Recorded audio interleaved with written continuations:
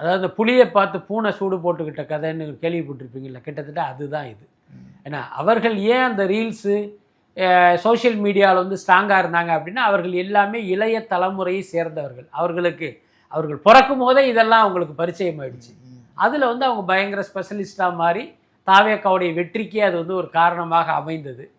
திமுக அதிமுகவில் இருப்பவர்கள் எல்லாமே கிட்டத்தட்ட 50 வயதை கடந்தவர்கள் அல்லது 40 வயதை கடந்தவர்கள். இவர்களுக்கு இதெல்லாமே புதுசு. இன்னும் சொல்ல போனால் இதெல்லாம் அவங்களால பண்ணவே தெரியாது.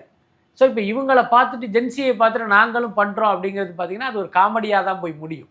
எல்லாத்துக்கும் மேலே நீங்கள் வந்து ஊழல் செய்திருக்கீங்க, அதை வந்து மக்கள்கிட்ட இவங்க அம்பலப்படுத்திட்டாங்க, அதன் மூலமாக அவர்களுக்கு வெற்றி கிடைச்சிருக்கு. இப்போ நீங்கள் ரீல்ஸ் போட்டு என்ன பண்ண போகிறீங்க? அதுக்கடுத்து இப்போ தாவேக்காவுடைய ஆட்சியை விமர்சனம் பண்ண போகிறீங்க அப்படின்னா அது வந்து இந்த நேரத்தில் எடுபடாது. இப்போ தான் ஆட்சி அமைச்சிருக்காங்க, 1 மாதம் கூட முடியலை. அந்த நேரத்தில் நீங்கள் வந்து தாவேக்கா ஆட்சியில் அது சரியில்லை இது சரியில்லை அப்படின்னா நம்பவும் மாட்டாங்க.